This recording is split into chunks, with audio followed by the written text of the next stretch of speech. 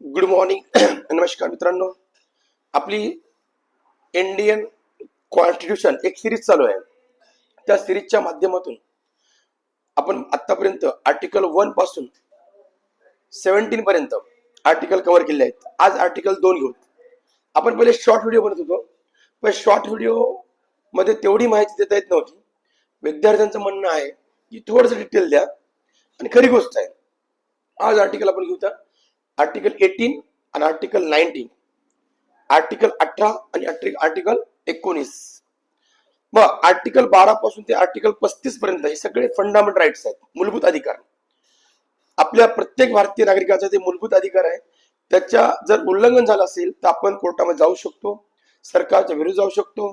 कुठल्याही याच्या अधीनमध्ये राहून आपल्याला न्याय ताबडतोब मिळू शकते आणि आपल्या मूलभूत अधिकाराचं संरक्षण होऊ शकतं.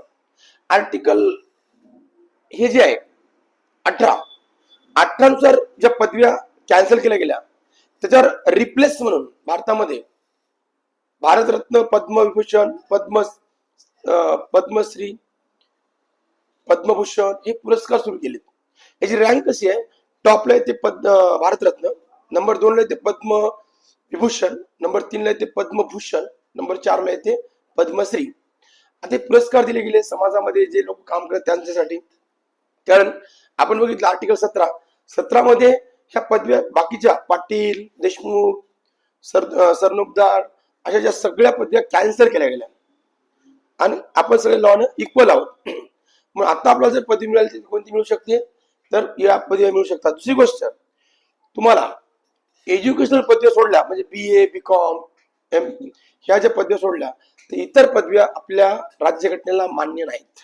कारण त्या पदव्यामुळं समाजामध्ये डिस्क्रिमिनेशन होऊ शकतं. श्रीमंती, गरिबी किंवा एखाद्या याचा जास्त प्रतिष्ठा, एखाद्याची कमी प्रतिष्ठा असा भेदभाव होऊ नये म्हणून आता आर्टिकल 18 मध्ये ह्या जेव्हा भारतरत्न, पद्मविभूषण, पद्मभूषण, पद्मश्री हे पुरस्कार दिले जातात तर याचा एक उद्देश आहे की समाजामध्ये भरपूर लोक असतात जे चांगले काम करत असतात की त्यांना समाजाचे आदर्श तयार व्हावेत, समाजाकडून त्यांना काहीतरी सन्मान मिळावा म्हणून सरकार त्यांना हे पुरस्कार देऊन सन्मानित करते.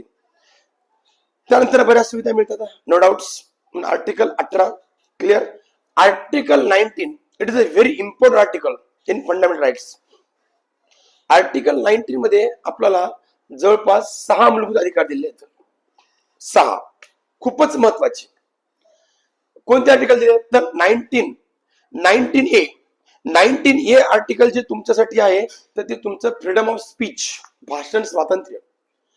जे पॉलिटिकल पार्टीज, जे लीडर लोक भाषण करतात किंवा लोकसभेमध्ये, राज्यसभेमध्ये या न्यूजपेपरमध्ये एखादा आपण आपलं मत व्यक्त करतो, आपलं ओपिनियन व्यक्त करतो, कुणाची बदनामी न करता, कुणालाही आपण चुकीचं न समजता एखादं आपलं मत व्यक्त करतो, ते आपल्याला आपल्या राज्यघटनेत दिलेलं, संविधान दिलेलं एक अधिकार आहे.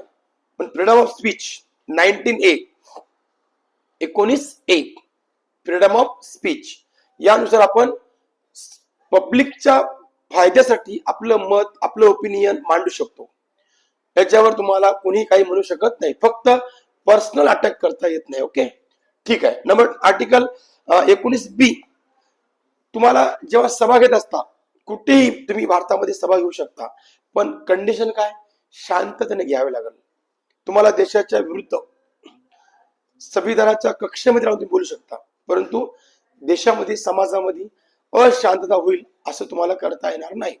आपण बऱ्याच वेळा बघतो काही राजकीय पार्टीचे लीडर लोक जाती जातीमध्ये वाद लावण्यासाठी काही भडक भाषण देतात, एक प्रक्षोभक भाषण दिलं जातं लोकांमध्ये वाद व्हावा म्हणून. तर हे त्याला मान्य नाही. पण तुम्ही शांततेनं तुम्ही मत मांडू शकता. हे आर्टिकल 19B. 19C संघटन स्थापन करण्याचा अधिकार आहे. कुणालाही, तुम्हाला, मला, कुणालाही कोणतीही संस्था स्थापन करण्याचा अधिकार आहे. राजकीय पार्टी स्थापन करण्याचा अधिकार आहे. एखादी संघटन स्थापन करून आपण समाजाच्या एका विशिष्ट घटकाचं प्रतिनिधित्व करू शकतो आपण. हे 19C मध्ये आहे, 19C मध्ये आहे. ओके. चौथा अधिकार काय? हे 19D, तुम्हाला मुक्तपणे भारतात कुठेही फिरण्याचा अधिकार आहे. एखाद्या राज्य तुम्हाला असं म्हणू शकत नाही की महाराष्ट्राने जम्मू काश्मीरमध्ये येऊ नये किंवा मध्य प्रदेशने इथं आपल्यात येऊ नये. तुम्ही भारतामध्ये कुठेही फिरू शकता. तुम्हाला कुठलाही व्हिसा लागत नाही ना, तुम्हाला कुठलाही पासवर्ड लागत नाही, तुम्हाला आयडेंटिटी कार्ड मागू शकत नाही. तुम्ही बिनधास्तपणे मुक्तपणे कुठेही फिरू शकता आपल्या इंडियाच्या एरियामध्ये. हा, आउट ऑफ कंट्री जायचं असेल, भारताचा एरिया सोडून जायचं असेल तर नक्कीच त्या ठिकाणी नियम लागू होतात. त्यामुळं भारतात मुक्त फिरण्याचा अधिकार तुम्हाला आर्टिकल 19D ने दिलेला आहे.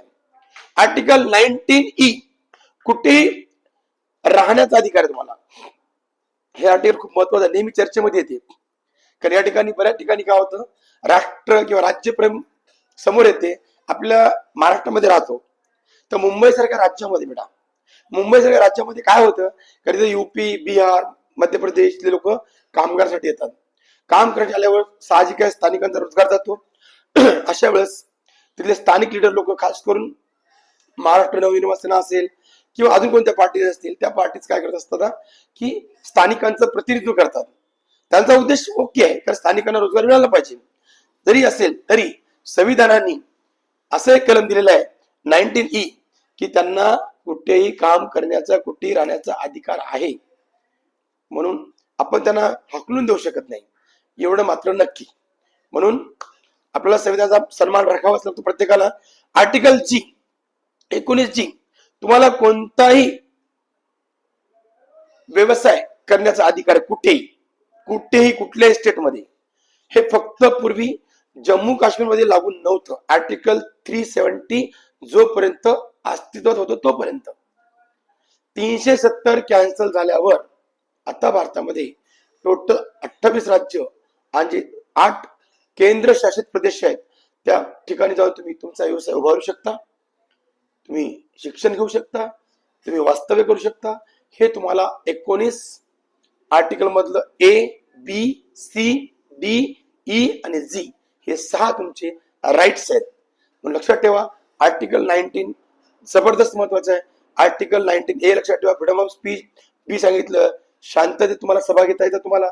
सी तुम्हाला मी सांगितलेलं आहे की संघटन स्थापन करता येते. डी तुम्हाला सांगितलं कुठेही मुक्तपणे फिरू शकता तुम्ही. तुम्हाला ई सांगितलं आहे कुठेही राहण्याचा अधिकार आहे आणि तुम्हाला कुठेही व्यवसाय करण्याचा अधिकार आहे, ते जी न दिलेलं आहे. थँक्यू. अशा पद्धतीने एक सिरीज सुरू केली आहे, ते तुम्ही जरूर फॉलो करा, सबस्क्राईब करत चला. कारण या ठिकाणाहून तुम्हाला UPSC पर्यंत, साध्या छोट्या एक्झाम पासून UPSC पर्यंत सगळ्या एक्झामचं नॉलेज नक्कीच मिळत जाईल कॉन्स्टंटली. ओके, थँक्यू, धन्यवाद.